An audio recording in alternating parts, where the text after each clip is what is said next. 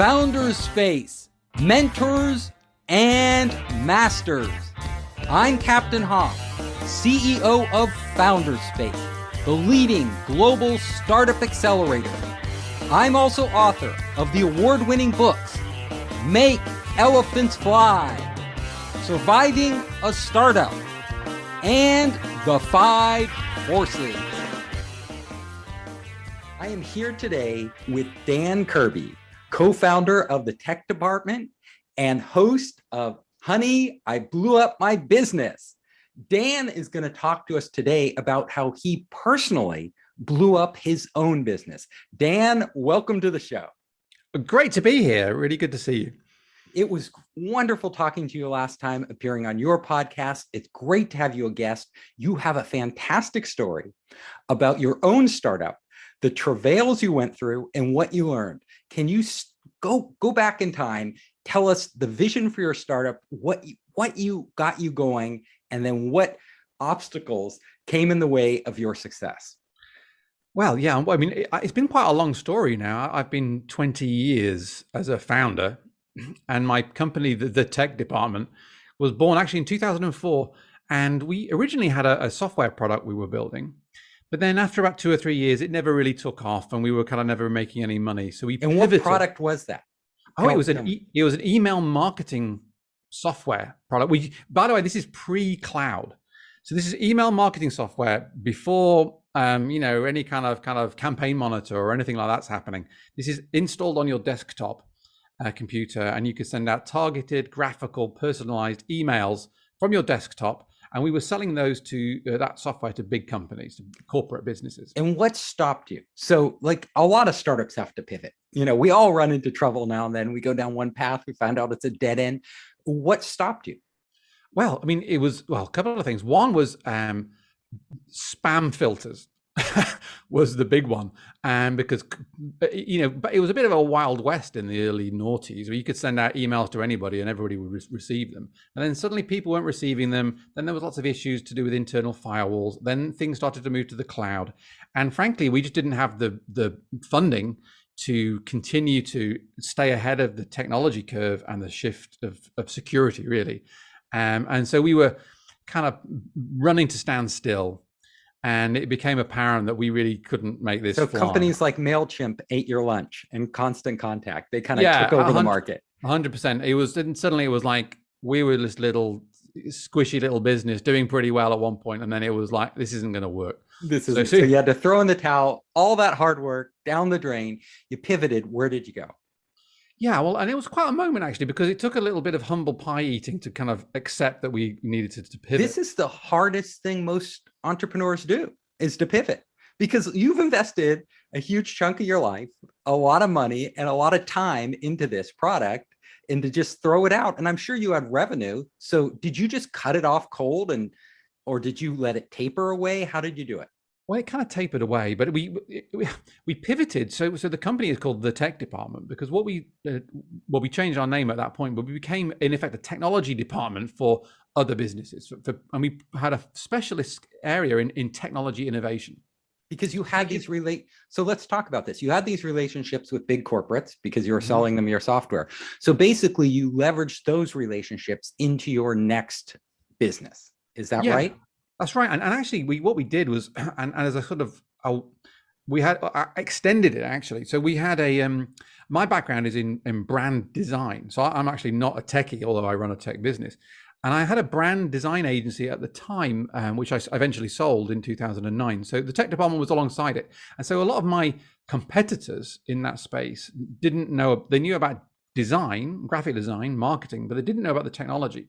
So what we did is we capitalized, yes, on our corporate relationships, but then we went to all of our competitors, or my competitors in my previous brand agency, and turned them into customers because they didn't have the internal tech department that we could offer that my business had. So that's a great idea. So this is advice that I often give startups that I work with. It's like, look at the assets you have. Like, you're going to pivot now. Where can you go? Who are the people who can become your clients? Are they your existing clients? Can you serve them something that they actually need now that they don't really need the first product you tried? Or are the other people in your network, in your case, you're a designer, all these design firms, and they became your clients. So you became their outsourced tech department. Exactly that. And then we built a real reputation in London as like the guys to go to if you've got a crazy idea that you don't know how you're going to do it, and these dudes are just stupid enough to take it on. And that was kind of our thing, and that is fun. It was, and we had this amazing period of growth and very profitable. And we were sort of all flying to conferences all over the world that we were putting on events, and we were winning business, and we were winning awards. And personally, I'd been awarded or listed as kind of one of the top 25 innovators in Europe, Middle East, and Asia. And it was all going amazing. And what was your model? First of all, before we get to then. So you're doing really well. Is your model to take equity in their crazy ideas, or is it to get paid to deliver the products? It was always being paid to deliver the products. Okay. We actually had a little side thing where we were taking equity in startups, and it never really worked out.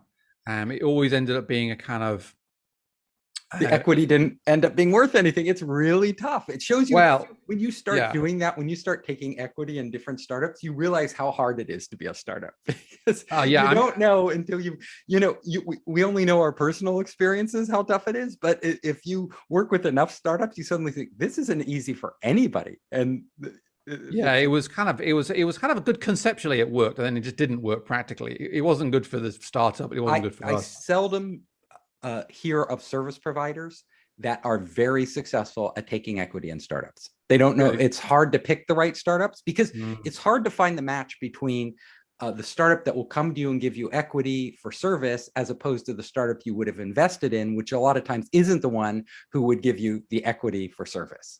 Exactly that. And it ends up being a weird relationship where the founders are really good at being persuasive.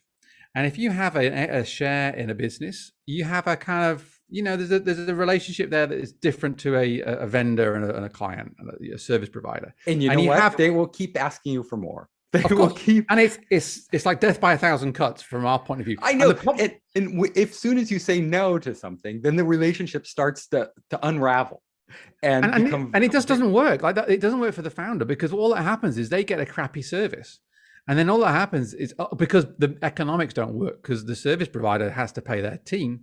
Right. And if they keep, if it's sort of an all you can eat plan, they end up eating you alive. Exactly. And the entire service provider. And nobody intends that to happen. But in the cut and thrust of a startup, when there's the adrenaline is pumping. So you're all like excited. Oh, I know. Because when a startup needs something, they need it, and they'll do practically anything to get it. So this is a lesson out there for other service providers who do take equity. It's not easy. And the hardest part is not technically, like, you can do it, and the startup will be happy that you do it for equity. But then what happens when you don't want to do something, when they need more and more and more and more? And where do you draw the line? How do you do it? Really, really tough. And then those relationships break off, and it can become very acrimonious.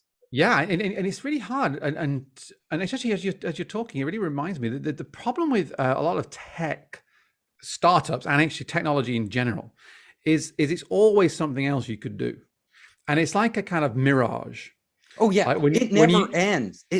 Because literally, if a product is not doing well, then you always have to change stuff. Like, oh, let's try this. Oh, this isn't working. Let's try this. Endless stream. And then if it's working well, we need to scale. We need to do this. And there's always something else. And in some ways, it becomes a bit of it can become a red herring too. Like, the technology isn't necessarily always the thing that has to shift. It's the easiest thing to point at and say, if only we had this feature, then sales would be skyrocketing. Right. And it's everything. Then everything, that survival of the startup depends on that next feature. And we know, having been in this business long enough, that adding features to a failing product seldom makes a difference. So then you get caught in this trap where they literally should be pivoting, but because they have you, the unlimited service provider, they endlessly will add features. I did it as a CEO. I knew that our product wasn't working. Well, what feature can we add? What can we change? And it made no difference. Yeah, and I think there's the lesson in that. And by the way, this is a lesson I took from my blow up experience, which we can get onto, is that often the technology shouldn't be the starting point of the conversation. Call it a new feature or a new product or a new service. The start of the conversation should be deeper. It should be, what's the improvement we're trying to make for our customer or for our business? That's the primary thing to focus on. Because if you haven't got clarity on why you're doing something, really what's it going to add in value, then all you're going to do is, like you say, iterate on something that's failing. Yes. And so again, it's so in the well world of tech, the problem is we're all really into the tech. And so no one stops and says, whoa, hang on, should we even be deploying this thing? Like, right. Why are we doing it? Is a customer asking for this technology, or do we just think this will make all the difference with no proof whatsoever? Yeah, and exactly. Usually it's the latter case. Like we're like, yeah, if we just had this latest tech, if we just integrated with that, if we did with this, that will transform our product. We'll be the market leader. Yeah, it's a line I always go back to is Peter Thiel's, a quote from Peter Thiel's book, 0 to 1, where he says, properly understood, any new and better way of doing things is technology. And what I took from that was really the code isn't the technology, the hardware isn't the technology, the way of thinking, a mindset can be a form of technology. And so actually, if you think about it a little bit deeper, you can work on yourself in a way that it can improve your business and add value to your customer, but doesn't actually need to plug in new widgets and features onto your product. That's a kind of, it may be, but don't automatically just zoom into adding new stuff. Yeah, which a lot of people do, especially engineers. They are, well, because they understand it. They love it. They love the latest tech. Listen, my company, we have a lot of engineers, and the answer to every problem is more engineering. And you're like, that's more money out of my pocket. So and it's exactly. So you were, you were doing great. Like you're winning all these awards. You had happy customers. The business was growing, and all of a sudden, something changes. What changed that caused you to blow up your business and not blow it up in a good way? Yeah, well, we were flying, and this is the and then sort of moment.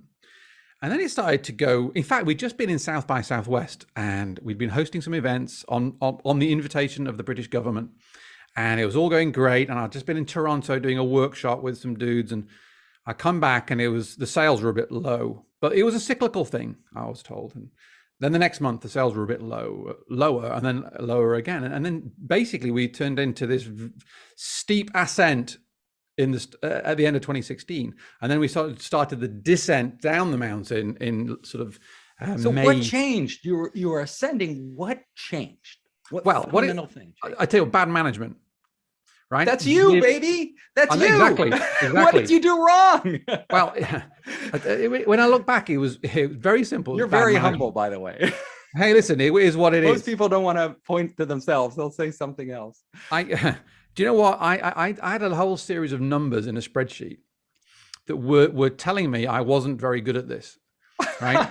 So these numbers were saying you're not. I was like, why you're spending more than you're bringing in? Is that? Well, I was just hemorrhaging cash, and so it doesn't matter how my ego says I'm a brilliant entrepreneur. The cash flow sheet says, no, Dan, you're not a great entrepreneur. You messed it up. And in fact, do you know what? See, we love to have entrepreneurs like you on the show. Totally honest, humble people who actually learn something and can share it. So you saw the numbers. So why were you bad? Like, okay, apparently the numbers said you were bad, but what were you doing that was wrong? Let me tell you. So we had, we'd been working for all these big companies doing these innovation projects, which were very fashionable at the time, and people were spending a lot of money on at the time, but kind of new technology. World firsts, that kind of thing. And into 2017, we would post the Brexit vote, and people were a little bit nervous because they didn't know what the future was going to hold for them.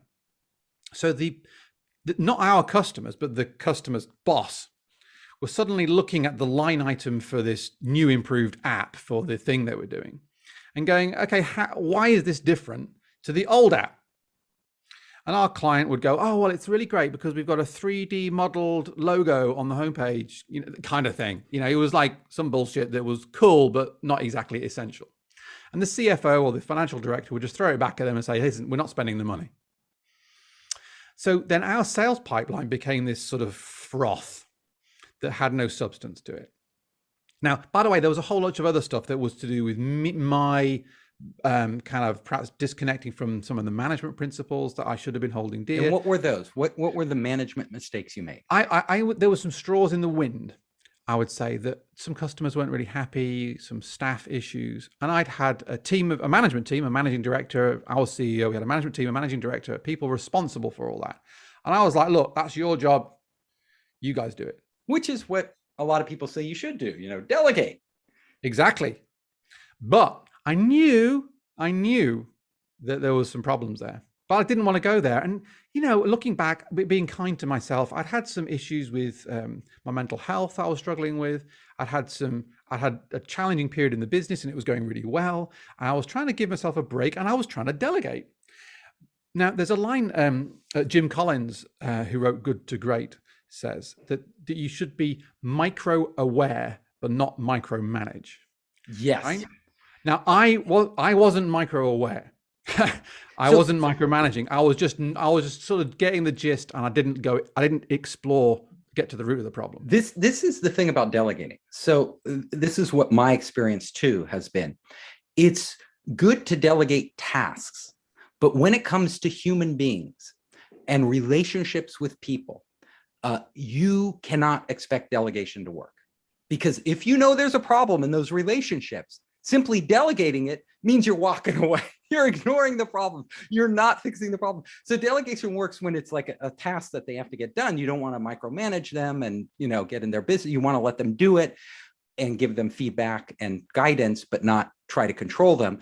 But when it comes to these relationships, whether, like you said, with customers or internally in your company, if you just say, oh, those people will handle them, but clearly you are aware at some level that those weren't working, that is the time you have to step in, because if you don't, those things fester. And I'm sure that's what was happening. Yeah. So what happened between a number of factors, but let's call it bad management, and then the sort of nervousness in the market. And then really the whole, the sales pipeline became this sort of, like I say, froth on top of the coffee. There was nothing to it. There's no substance. And then because you thought you had these deals and they just weren't there. Yeah, they took, and then so you wanted to believe it looked like you had these deals and you're like, great, we have all these things coming in, but they really weren't coming. Yes, and then they got pushed back, and then they never really happened. And then the cost base was still the cost base, and then the sales just weren't coming in. So then you started to get really murdered. Yes. Yeah, we just got hammered, and we had to make some redundancies, or quite a significant redundancy. We were a team of 25 people. We went down to a team of 15. And what was your revenue? How much did it decline? I think over 50%. Okay, that's brutal. Yeah, and so in fact, our worst case scenario forecast for the summer. So this is June. We said, okay, worst case forecast for the summer, and we got a number. And it turned out that this was supposed to be the worst case scenario. We reduced the cost to meet that figure, and the actual figure was 50% less than the worst case scenario. Oh, so it was really a lot, even more. You guys. We got hammered, and so I got to the end of September, like September time, October time, 2017. We had, a lot of money had disappeared. This was not money that was in the bank account. We had personally, my business partner and I had to put in a significant 6-figure sum into the business to keep it going. And there was no guarantee we were going to get that back or even make the end of the month, right? And then there was what was quite funny is everything went wrong at once. Like we got evicted from our office. There was whole loads of every day something really bad happened. Like not a little bit bad, but like really, really bad. And I think it was kind of like, the universe was telling me, Dan, you need to kind of rethink this. You were under huge pressure. Was your, personal relationships, were they suffering?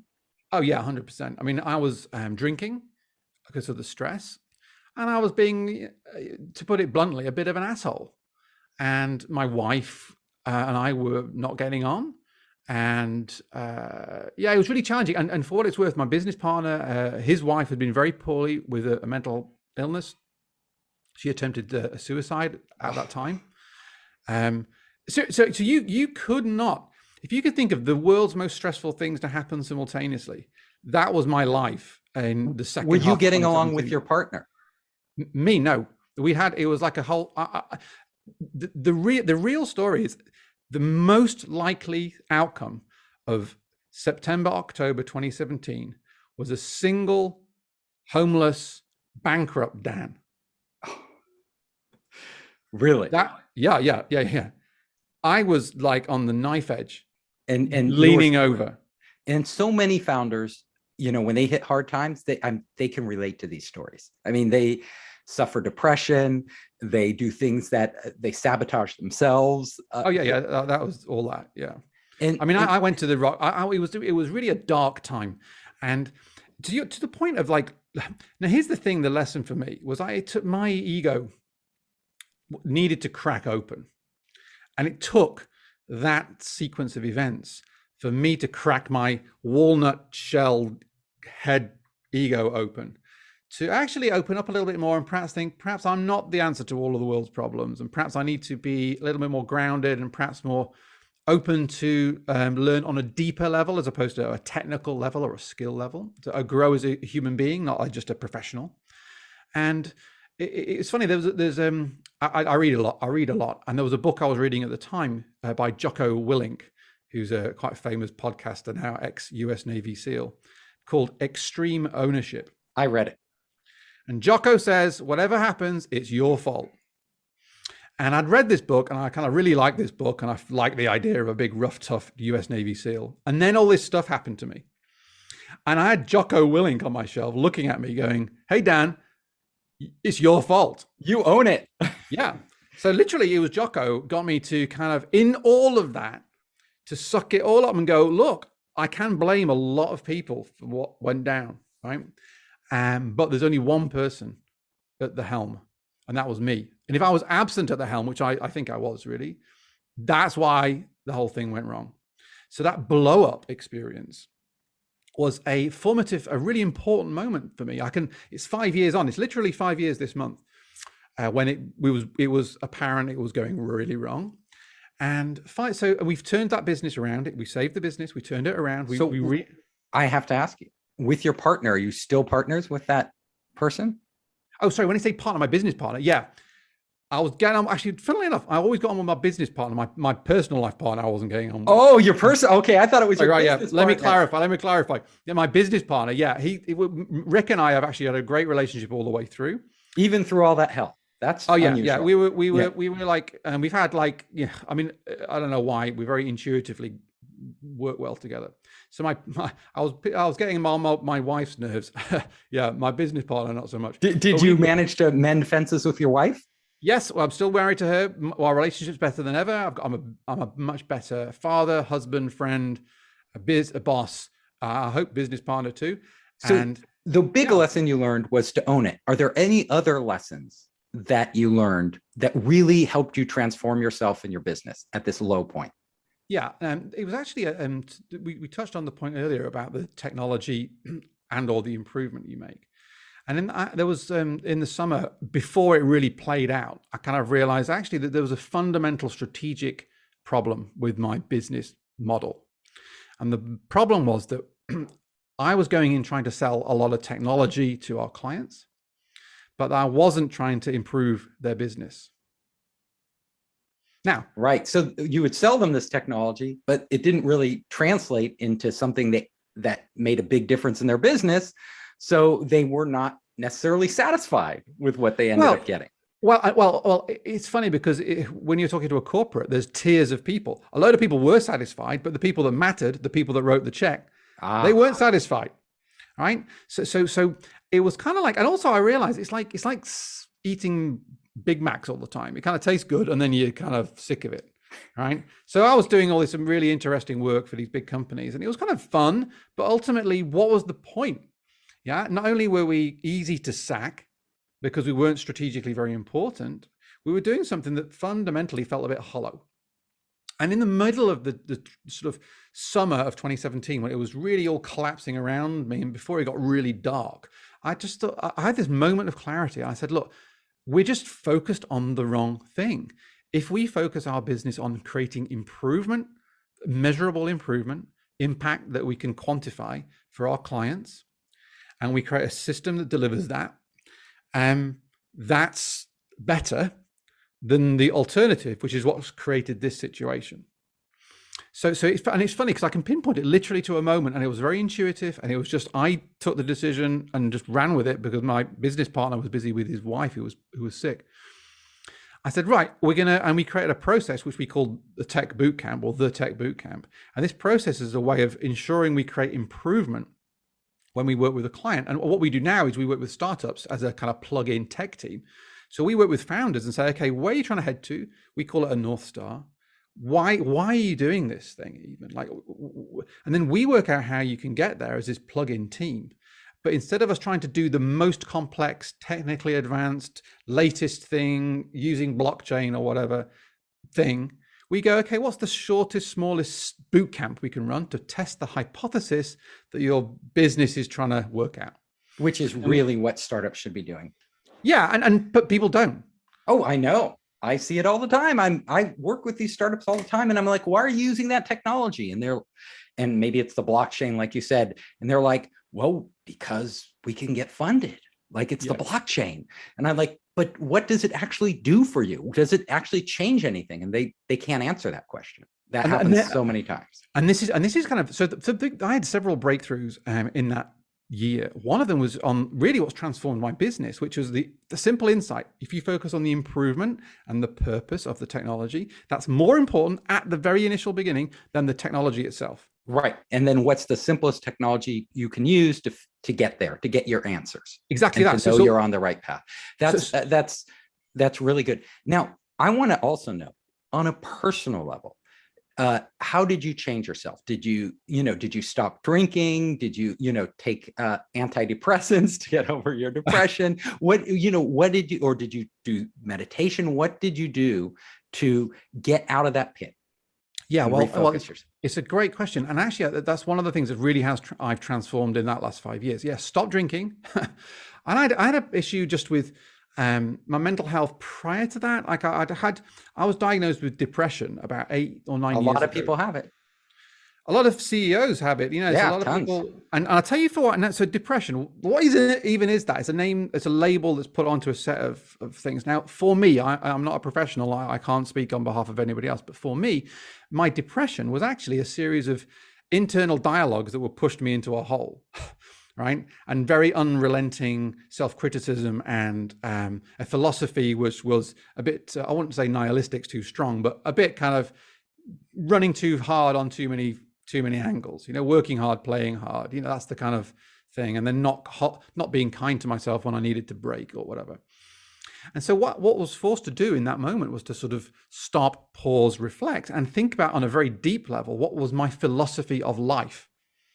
Okay. Now that sounds a bit highfalutin, like it's really important, because if you don't believe in what you're doing, and if you have that negative dialogue going on in your head constantly, it can totally drain you and make you make the wrong decision. So what did you come to? Yeah, what was your philosophy? I read a lot. I read a lot and soaked in a lot of information from a lot of different people.